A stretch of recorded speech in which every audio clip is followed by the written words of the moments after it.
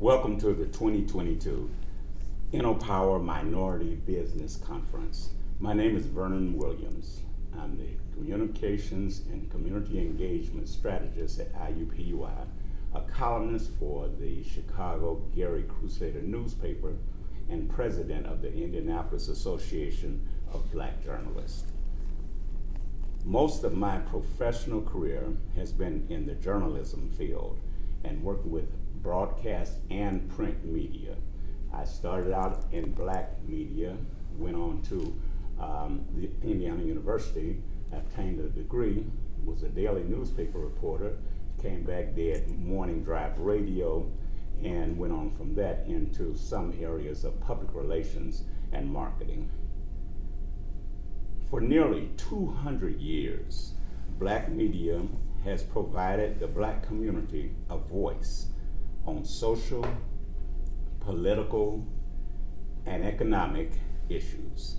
Black media outlets have evolved from the New York Freedom Journal, published in 1827, to the various black digital platforms we see today. Indianapolis is unique because the three black-owned media outlets thrive in Indy. These media outlets are assets for the region, and we are here to discuss how they champion culture, equity, equality, justice, and economics. Freedom for all in Indy. Now, joining me today are Oshia Boyd, editor of the Indianapolis Recorder, and Erica Facey Palmer, who is the manager of content at Wish TV Circle City Broadcasting. Thank you for joining us here today. Thank you for having me. Let's start out, Oshia. The Indianapolis Recorder has a long and rich history. Can you share how you have contributed to that history in recent years, and then backdrop some of the past contributions that very, very esteemed publication has made throughout the years in Indianapolis? Well, I think I have contributed because as editor, I came in with the idea that we want to engage, empower, educate our readers, our community. We want to give readers information they need to go out and have productive lives, to thrive, not just survive. So many times we're just surviving and we don't have the knowledge we need to really, like I said, thrive and live good lives. So, but I'm a journalist. I'm passionate about journalism. I'm passionate about black people. So I was able to merge those two passions together. And it's just been an exciting time to be at 127-year-old newspaper, the fourth oldest in the nation. We started out as a 2-page church bulletin and have grown to what we are today. And we're growing now. We're in transition. We're hiring new people, and it's just going to be a bigger newsroom, better. I don't know if people have known, but for the last several years, it's been me and 2 reporters. So all the news that you've seen has been me and 2 reporters. Social media protests, pandemic, me and 2 reporters. That's amazing. That's And so we've done all those things. I've tried to lay a foundation of going back to really focused on government watchdog, holding government officials accountable. And those are some of the focuses that I've had since I've been there is, okay, what is this official doing? This are tax dollars that they're using, so how do we hold them accountable? We as black people need to understand we have a stake in this. It's our government too. It's not just, oh, well, they do that for those people. You pay your taxes, and so you can have a voice. And that's something that I try to use the recorder to help our community understand. So I don't know if I answered your question. You did, very thoroughly. What are some of the unique challenges of black press? Oh gosh, I could do this all day. We are not respected enough. We definitely Now, are. by whom? Us. Okay. And everyone else. Okay. We are not, we're taken for granted for sure. We don't come to us first, with the news. We're oh, well, they don't know about it. But then we talk about it when we don't cover it. We talk about it's bad when we don't cover it. But you never told us about it. So we just don't wake up in the morning and just know these things by osmosis. You have to let us know. And then I think also there's this expectation of we're not going to get it right in the first place. So we really do ourselves a disservice. We have this inferiority complex, I think, and we don't love ourselves enough. And so it comes out in how we treat Black media. We don't support, we don't pay, we want everything free. But this is a business too. It costs. Print costs. All these things that we do cost. And so we don't understand when we say, well, no, we need to pay. You need to pay for this. If you want to advertise, you need to actually pay versus advertise for free. And that's really how we make our money. So there's just a lot of education needs to happen and understanding. And I think that's in journalism, period, for the United States as a whole, of understanding journalism. As you know, people don't get what we do. And then the Black community, there's so few of us to even tell people what we do. It's even more of a disconnect. Erica, can you share the Circle City Broadcasting and Wish TV connection and the genesis of what we all see here today? Vernon, it's a responsibility. I want to share a quick story. A man had a vision, and as he went around the country, he kept hearing the same thing. Why are Blacks portrayed in this particular way? Why don't we have certain stories? He would see and hear from Black reporters or Hispanic reporters at different symposiums. I'm pitching a particular story to my news director, but they don't think it's good enough. They don't think it is a story. So when he came to Indianapolis, he thought this is a prime platform for us to make a change, for us to have an opportunity to share those types of stories, because these stories do matter. It's all a matter of when he hears that certain thing around the country as he went to different cities and he had the same experiences, it was resonating in his mind. It's a responsibility. It's my responsibility. That person was DeJuan McCoy of Circle City Broadcasting, owner and operator, and he has put that vision in the newsroom within the staff that it is a responsibility, and we see it every day. I, as you, have worked in journalism all my life in many different cities, and I have seen the same thing. So it is invigorating, exciting to see that here we have an opportunity to really do it on this platform in this way. And it's not just, African Americans. We've hired a multicultural reporter who actually touches on all different aspects for all communities, Asian, LGBTQ, Black. So it opens up the gamut for so many different stories that can be basically forgotten about, not paid attention to. So it's a responsibility. Having that keen sense of conscience, how difficult or challenging is it to balance those stories that are unique to the Black community against those that really have little or nothing to do with the Black community, but are news stories nonetheless worthy of coverage? How do you balance that exercise? I think you can agree, it's a daily occurrence. It is a daily occurrence on any particular story. There are ways that Black issues can be woven into stories, and sometimes they might be forgotten about or overlooked. Case in point, the Buffalo shooting just recently. A lot of times people were on the initial stages of reporting. It is a mental problem. But when you go into the community is talking about historical instances that have led up to sort of this thing, that it's more than a mental thing. It's a race issue. It's those sorts of issues and topics, Vernon, we have to balance and we have to include in the conversation, or we're missing out on an opportunity to share that. So, it's a juggling act, Vernon, every day. Yes. It's a juggling act. Can I piggyback on Please. that? So it is a juggling act every single day, because you're looking at stories and you say, okay, this is really not about us. How do we make it about us? And we do that at the Recorder because we ask for Black people. If you send us a story or a story idea pitch, then we'll say, okay, do you have any Black people we can talk to? Because this may be a universal thing, but we want Black people to be centered. And that's been what's been left out, is the centering of our stories.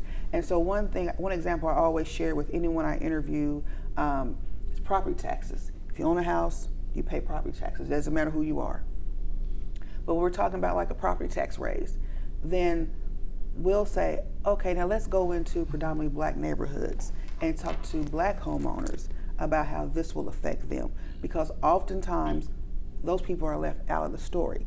It's something that affects us all if you own a home, but our stories aren't often shared because you go for the more affluent home in the affluent neighborhood who probably is a white person versus talking to us. And those are the kind of ways that we balance. How do you do this? You know, it's every day. It's every single day. Every day.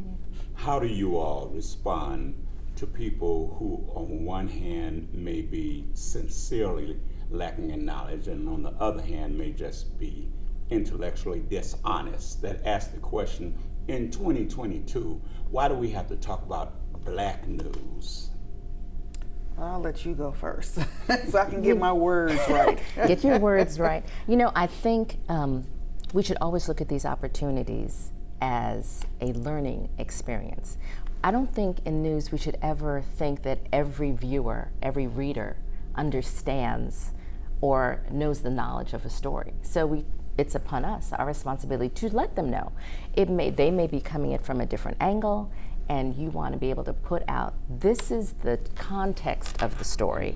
And it's not to assume that they may not know, they may not want to know, or they may disagree. We keep it balanced, not on either side. This is the situation, this is the information. Perhaps you're not aware of it. You know, we had a particular story, and I'm sorry, because, you know, we're popping up all these different stories in mind. You know, when we had the story of Indiana high school where the sports team had an incident involving blackface. You can't assume that everybody actually knows that context of blackface and why would we even do a story. So sometimes it has to take an opportunity to say, this is an educational moment, and this is why they brought it to us attention, tipsters, viewers, to ask us, have you heard, and what would you like to do about it? Because we get a lot of our story ideas from the community, letting us know, hey, we heard, can you tell us more? That's the real basis of, okay, once we look into it, provide the whole picture and let them have the information to make a decision on how to receive a story. You're so good. You're so good. I'm glad you went first because you're so diplomatic. I think for me, I would say it's 2022, but we still have so many, we don't live in a vacuum. History doesn't stop, and we often don't have information from the past to understand how it plays into the present. And so we need the black press because there are so many things that are happening, that happened historically, that are still happening today, but we don't see the connection. And the black press helps to connect those dots. We help to put these things in context. This is why George Floyd didn't happen out of nowhere.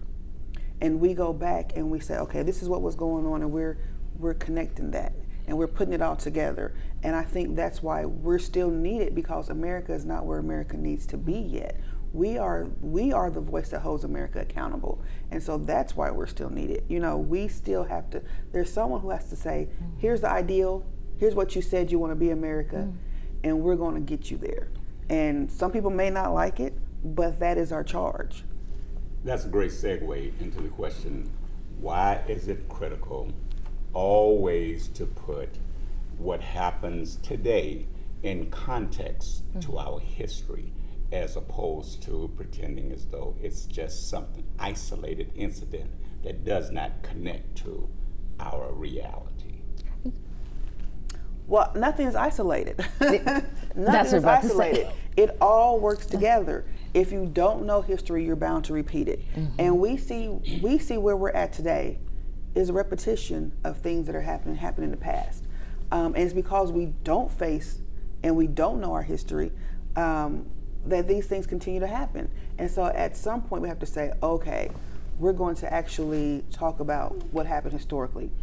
Moms who were arguing and fighting about CRT and library books and banning library books, that's not the first time. That is not the first time. And it likely won't be the last time. But we have to say, this is not the first time it happened here, here, and here. And it's usually because of these situations. It usually happens as a pushback of diversity. these are whenever people decide they would like to create more diversity, there's a pushback. And so we have to put these things and frame these things as, here's why this is happening. It's not new. So what do? We come with the knowledge to arm ourselves with the knowledge so that we can have conversations with people and say, here's why we need to do this. Here's where this happened. And so the Black press, and I say the Black press because I'm with the Black press, but Black media, we help give our audience that knowledge and information, hopefully, that they can go and speak intelligently to make that change happen. And I echo that. These occurrences happen more. They just didn't happen yesterday. These are things that have started way before. And unfortunately, they might continue if nobody has that opportunity to say, I saw this, I read this, maybe my story will make a difference. When you talked about the property tax story and how you deal with that and looking for examples and looking for experts, it brings to mind when we cover the issue of home ownership, appraisals, and how depending upon where you live can decide what your future may be. So this is a story, we've heard all the time. You may have, and we've covered it, I'm sure you heard about the story, appraisals were very low in a particular neighborhood. And this woman here in Indianapolis decided, well, let me change something different. So let me take out every ethnicity evidence in my house, let me change the room to yoga, and let me put one of my Caucasian friends into the house. Immediately, the appraisal ballooned. But I'm saying that as an example how you have to say we have to keep sharing these stories. It happens to many people, but they may not think because they don't see it in other areas or mainstream as much as opportunities that we can provide them to say, we can actually speak up and be a catalyst for change. Because of that example here in our city, White House changed policy and started ballooning a whole new program. So when we share these stories, as you are, it happens all the time, but we have to be encouraged to keep sharing those stories so they will understand it can make a difference. There's a concern that stories that focus primarily on the Black community have a shorter shelf life and are less likely to be emphasized in a major way in the media. In other words, say for example, when there's someone missing from a white community and you see a story every day, and then there's someone same age, pretty much same story from the Black community, and then there's a story a couple of 3 days later, and then you hear nothing else about them. Is that a legitimate issue for those who, or is that a misperception, or is that real? No, I would think that is probably more real than we would like to admit, which is why you'll have to all those real talk stories about if this same story happens in one particular area and happens in another area. So how do we cover it? And you see it all the time on national news. People may be missing for a very long time. It's something that we are still, I think, as a society, not just as a news entity, but as a whole, still observing. And I think there is still opportunity where you really need to look at cases and say, why is it so? Why do we have 3 months of looking at investigations, looking at police, what are they doing with developments, or after day one in maybe another neighborhood, after day one, the attention may diminish a little bit. So I think that's an ongoing situation. I don't think anybody's actually put out a solution yet, Vernon. Because I think we see it every day. Yeah, But it's not a legitimate It's not imagined. It's real. It's a real thing. And as leaders and managers, we discuss this and we talk about it. Well, and it goes back to you asked, why do we still have Black media? Well, this is one of the reasons why. This is one of the reasons why. There's a Black woman, I believe it's California, she has a website dedicated to Black missing people. And if you go on there, you see people you've never seen. Because we don't get that. Let's be honest, we know Black women are the bottom of the totem pole.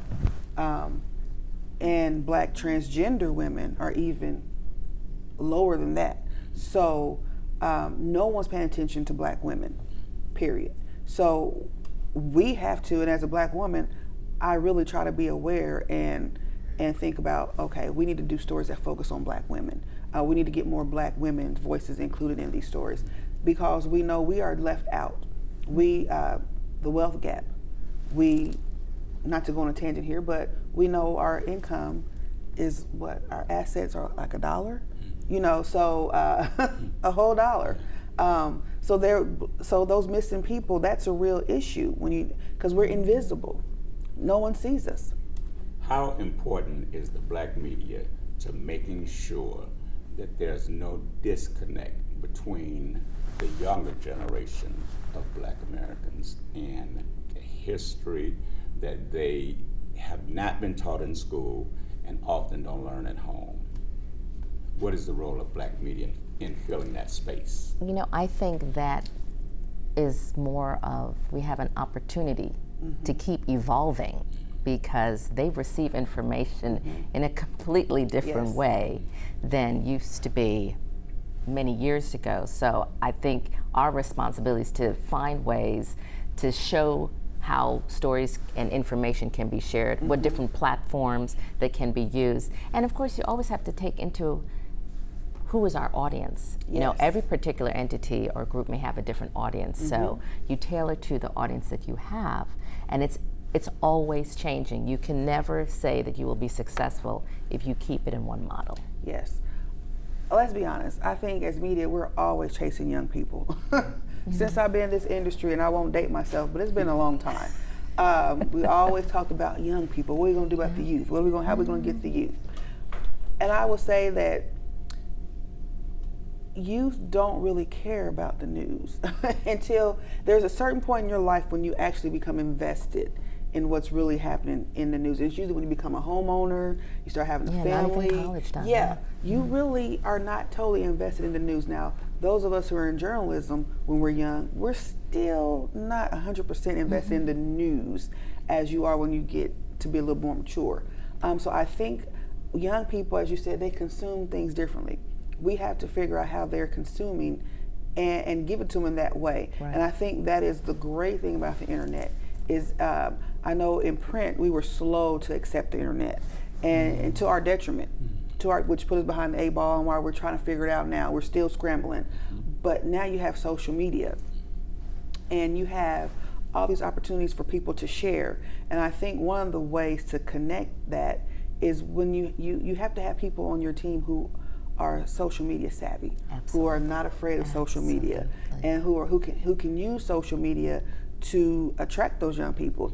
We're on Facebook, Instagram, but at some point we need to get ourselves on TikTok. Meet them where they meet them where they are, and then give them information in the way they can absorb it.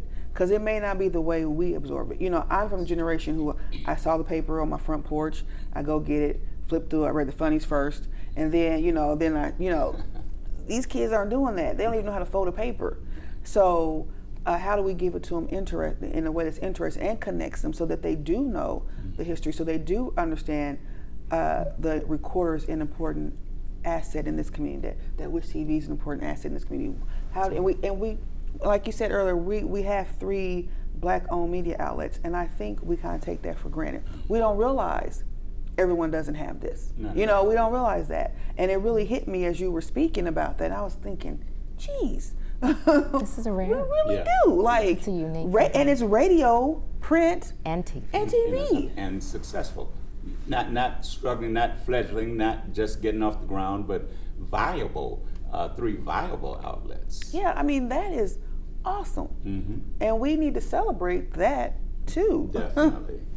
And we see a lot of Black residents who are not informed about a lot of issues and resources. How can we as a community leverage the Black media assets to make sure Black residents receive vital information? Would you like to take that one first? So here's part of it. Are we not putting the information out, or are people just not going to get the information? We have these things now called cell phones. They are very small computers. And It's if at you your can hand. get, it's at your hand, and It's you at your have it in your hand, hand Vernon. most of the time, you have it in your hand. So this idea that, oh, I don't know how to find anything, or oh, no one told me, you can Google. There's a thing called Google. We make Google into a verb. You Google it. You can Google information. You can find information. You can seek it out when you want to. If you can get on Facebook and post a question about, can someone tell me how to find, you can actually go on Google and research that yourself. And then we say when we don't know, we blame someone else for our lack of initiative in getting that information. Now, it's our jobs in the press to put that information out there. That is our task. That's what we're charged with. But we can only do so much. You have to take on the rest of it, because we have tons of information, and I'm told, and people are telling me, well, I didn't read that, I didn't know about it, I didn't see it. Well, why not? We published it. That's, we did our part. You have to do your part so we can work together to stay informed. That is something that, as I'm growing and learning, I'm learning to, okay, how do I make sure that we cover something that is vital? We want to cover things that will help you in your daily life. Like I said, I want to help you thrive, not just survive. But if I give it to you and you don't take it, then, and I'm guilty of that myself. I'm guilty. How many city, county council meetings do I go to? How many school board meetings do I go to? These are the things, but this is where things are happening that impact your life. Mm-hmm. And so when we cover those things, right, and you don't respond, then that's something that you have to work on to do better. I mean, we all have to do better. We all have things we can improve upon. And that's something that I think for the Black America in general is not good with this, right? But for the Black community, it's imperative that we pay attention, because we are adversely affected in so many ways. We have so many disproportionalities and systemic racism that we need to get on the ball and get started and get in this process. And, it is also a way of showing, yes, they have a responsibility, as well as, are they engaged? Are they interested? Would they like to find the information? But at the same time, we are still trying to find the different ways for doing the stories. Mm-hmm. And we always say storytelling, because we want to make vital information not entertaining, but interesting, so they will tune in. And listen. So, right. So you have your digital. We have podcasts that we put out there. In addition to just the reporting, the storytelling. Sometimes we take an issue, like crime or something, and then we take it out of a studio and put it in the community. Which, of course, for other entities that are always on the streets all the time, when we take it out and we put it in a community forum where people can come and talk and have an opportunity to ask questions. We did this at Madam Walker Legacy Center. They feel a little bit more as part of the solution. So sometimes you have to go outside the box to bring the issue to them, to keep the information flowing. Yes, and we still hope they receive it that way, but again, it's a work in progress. And I think COVID taught newspapers that. Oh, COVID taught so much. Yes, we had to learn to get creative. Absolutely. And that's where you start seeing the Facebook Lives and all these things happening, because we couldn't actually get out.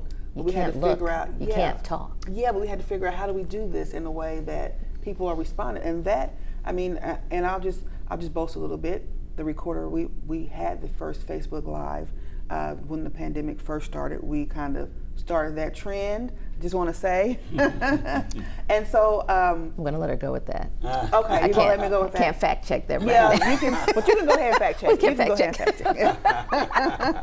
Good for you. But that really was a lesson in, okay, how do we do things differently? The internet, like I said, is a beautiful thing as far as teaching us to be creative. And that really started the idea process of, oh, we can take this thing out of what we've always done, and we become more like TV. We become more like radio, and that helps our audience see us in a different way and engage. So, because the point is to engage and educate, right, and empower. That's the whole point. And we're going to try to get you there however we can.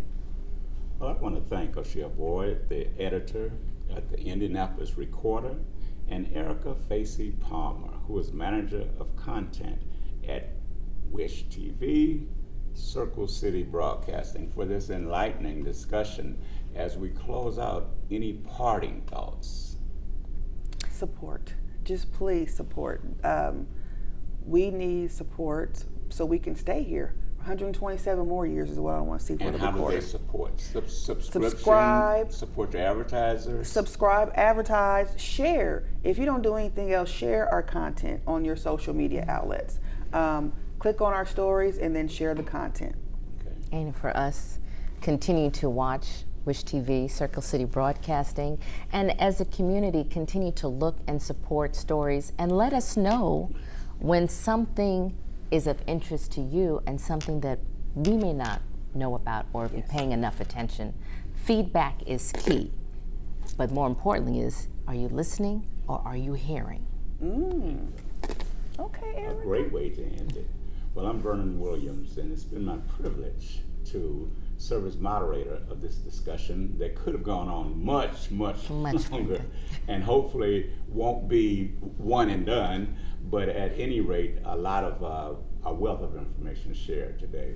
And I hope that you all have gotten something out of it, and that you take it to heart and remember some of the gems that have been shared during this program.